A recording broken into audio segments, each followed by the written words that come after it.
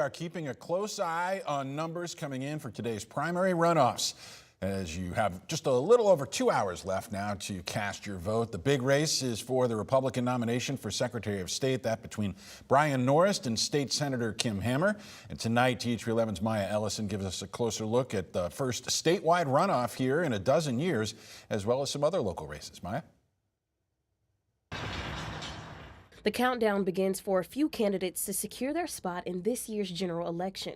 On the ballot, the Democratic race for Senate District 15. Voters will decide between State Representative Tara Shepard and Charity Smith Allen. The other race Arkansans watching closely includes the Republican Secretary of State runoff between Senator Kim Hammer and Bryan Norris. Both candidates sharing their final thoughts ahead of poll closures Tuesday evening. Representation and also election integrity and election security. Those three areas right there. What people need to know is I've got a reputation of being a hard worker. I've got a lot of trust of those that are in service now, and I just want to continue the opportunity to serve. Lead, serve, elevate. In order to lead, you have to know how to serve.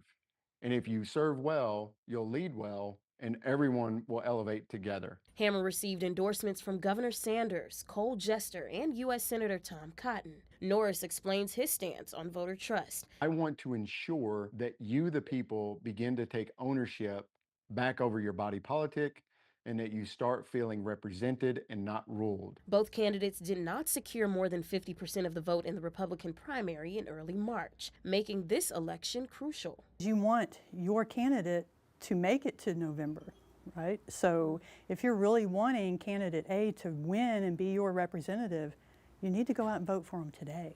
Amanda Dickens with the Pulaski County Election Commission says this election is a little different, emphasizing some of the rules Arkansans may skip over. And while she's keeping tabs on voters, there's also an agenda they're following in-house. This is the bag that has all the important stuff in that has to come back on election night. Have the thumb drive in there, all important signed forms, results tapes, things like that. And so we always separate that out and make sure we get this out so we can get the results. Dickens tells me, yeah, this process is extensive to ensure every vote is accounted for.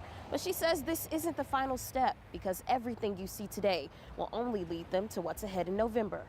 We will begin our prepping phases as far as, supply needs, recruiting more poll workers, getting our training ready for the fall. In Little Rock, Maya Ellison, THV 11 News.